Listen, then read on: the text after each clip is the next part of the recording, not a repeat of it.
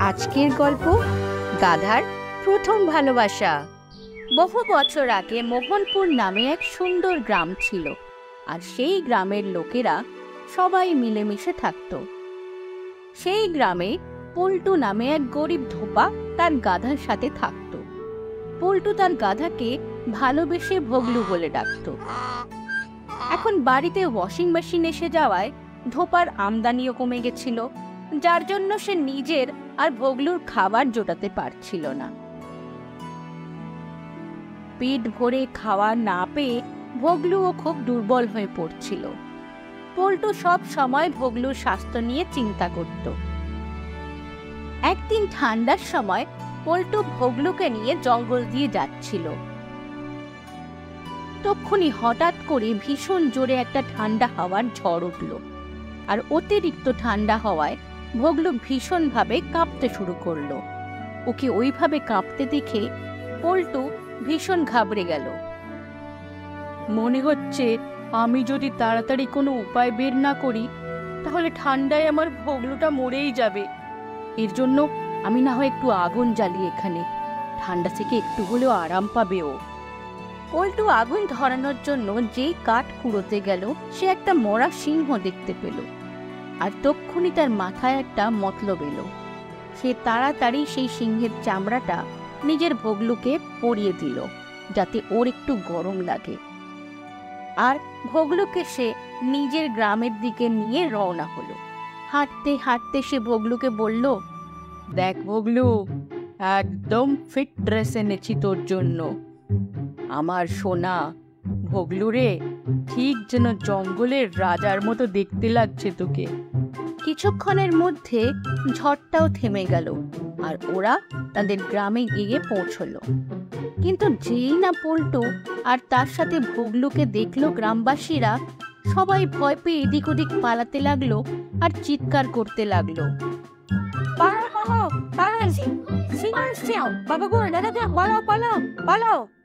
সিংহ? তাও আবার এই গ্রামে? কই দেখি তো, কোথায় সিংহ? এই বলে সে এদিক ওদিক দেখতে লাগলো, আর ভগলুকে দেখে সে বুঝতে পারলো, ও এই সিংহটাকে দেখে সবাই ভয়ে পালাচ্ছে। তখন তার মাথায় একটা বুদ্ধি এলো, আর সে গাধাটার কানের কাছে গিয়ে বলল, আরে ভগলু, এটা তো দারুণ মজা হয়েছে।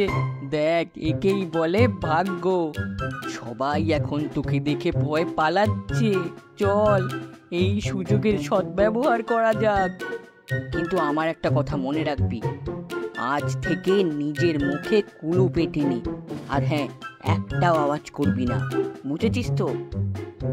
আরে আরে গ্রামবাসীরা, শোনো শোনো, আমি আমার গাধাটা বিক্রি করে এই সিংহটা কিনেছি, আর এ আমার সমস্ত কথা শোনে। যদি তোমাদের প্রাণ বাঁচাতে চাও তাহলে তোমাদের সবার সম্পত্তি থেকে আমায় অংশ দিতে হবে। আর এই গ্রামের মোড়ল আজ থেকে আমি। যদি কারোর কোনো আপত্তি থাকে আমার এই সিদ্ধান্তের বিরুদ্ধে, সে যেন এসে আমার এই সিংহের সাথে দেখা করে।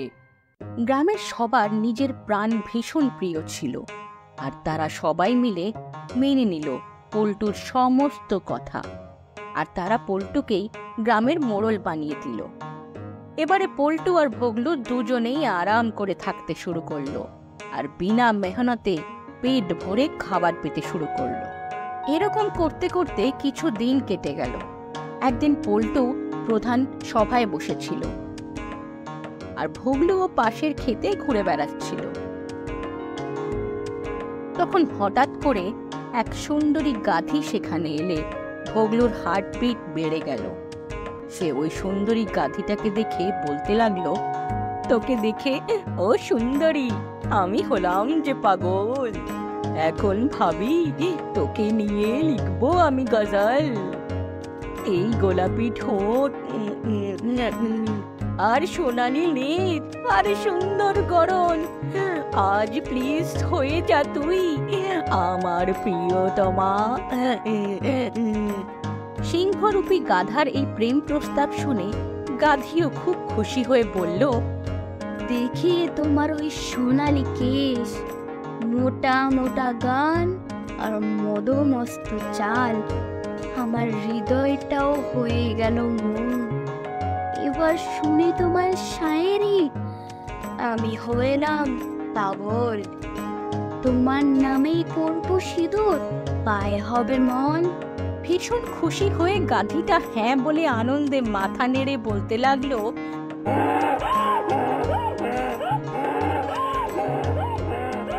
গাধীটার মুখে হ্যাঁ শুনে ভোগলুর কানে বিয়ের সানাইয়ের আওয়াজ বেজে উঠল। আর সে খুশিতে সব কিছু ভুলে গিয়ে জোরে জোরে চিল্লাতে লাগলো।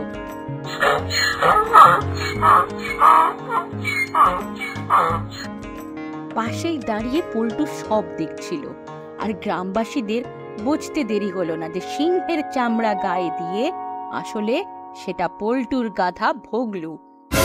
তারপর সেখানে দাঁড়িয়ে থাকা সবাই মিলে পল্টু আর ভোগলুকে লাঠি দিয়ে খুব পেটালো। কোন রকমে সেখান থেকে প্রাণ বাঁচিয়ে পালাতে পালাতে পল্টু বলতে লাগলো, অপদার্থ, তোকে বলেছিলাম না মুখ বন্ধ রাখবি। এবারে বুঝতে পারছি লোকেরা তোকে কেন গাধা বলে। ঠিকই বলে সবাই, কারণ নকল করতে গেলেও বুদ্ধির প্রয়োজন। এখন তাড়াতাড়ি পালা, নাহলে এখানে আমাদের মেরে পুঁতে ফেলবে।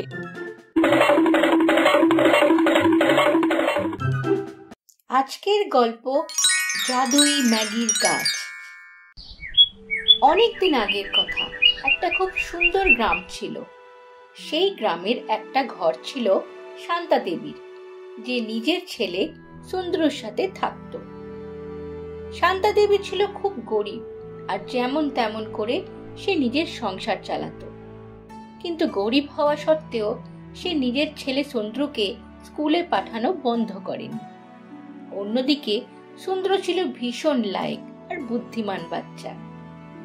সে স্কুলে মন দিয়ে পড়াশোনা করার পর বাড়িতে ফিরে তার মায়ের কাজে তাকে সাহায্য করত। একদিন সুন্দর স্কুল থেকে বাড়ি ফিরে উদাস মনে বসেছিল। ওকে ওরকম উদাস ভাবে বসে থাকতে দেখে শান্তা বলল, কি হয়েছে? আজকে এরকম উদাস দেখছি কেন তোমায়? মা, আমার তোমায় কিছু বলার ছিল। হ্যাঁ বেটা, বলো, কি বলবে?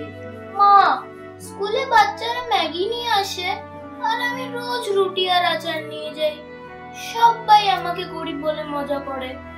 মা, তুমি আমার জন্য লাঞ্চে ম্যাগি বানিয়ে দেবে? সুন্দর, তুমি তো জানো আমি খুব কষ্টে সংসার চালাই, আর তোমার স্কুলের মাইনে দেওয়ার পর আমাদের কাছে পেট ভরে খাওয়ার জন্য পয়সাও বাঁচে না। এভাবে কোথা থেকে তোমার জন্য ম্যাগি নিয়ে আসি বলো?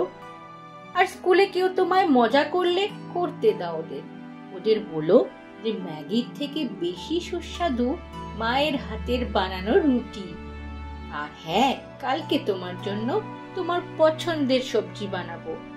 এবার তুমি মন দিয়ে পড়াশোনা করো, যাতে বড় হয়ে তোমার একটা ভালো চাকরি হয়। তখন যা মন চাইবে তাই খাবো, আর যেখানে খুশি সেখানে ঘুরতেও যাব। কিন্তু মা, যখন ওরা ম্যাগি খায় আমারও মন করে ম্যাগি খাবার। মা, কখনো তো খাওয়াও ম্যাগি। আমি জানি না, আমার ম্যাগি চাই। অনেক হয়েছে সুন্দর, আমার কথা কানে যাচ্ছে না? আমার কাছে টাকা নেই, আর বিনা পয়সায় কোথা থেকে ম্যাগি আনবো? চুপচাপ গিয়ে পড়াশোনা করো। এবারে যদি ক্লাসে ফার্স্ট না হয়েছো, স্কুল থেকে তোমার নাম কাটিয়ে দেব। মায়ের রাগ দেখে সুন্দর কাঁদতে শুরু করলো, আর কাঁদতে কাঁদতে জঙ্গলের দিকে হাঁটতে শুরু করলো। হাঁটতে হাঁটতে বুঝতেই পারলো না কখন সে জঙ্গলের অনেকটা ভেতরে চলে গেছে। কিছুক্ষণ পর সে একটা গাছের নিচে বসে নিজের গরিবী আর অসহায়তার জন্য ফুপিয়ে ফুপিয়ে কাঁদতে লাগলো।